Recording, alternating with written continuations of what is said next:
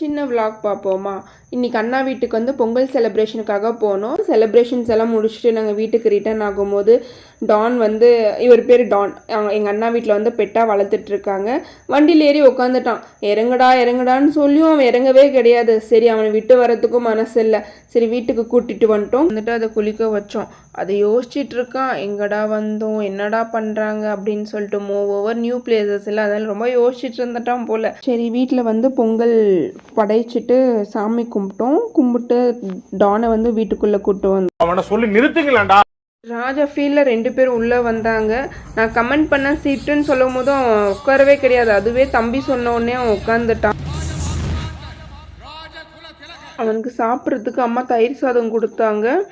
நல்லா என்ஜாய் பண்ணி தயிர் சாதம் சாப்பிட்டான். கொஞ்ச நேரம் பொங்கல் கொடுத்தோம். ஆனால் பொங்கல் சாப்பிடும் போது அவன் பண்ண சேட்டைகள் பார்த்து எங்களுக்கெல்லாம் ரொம்ப ஹாப்பியாக இருந்தது.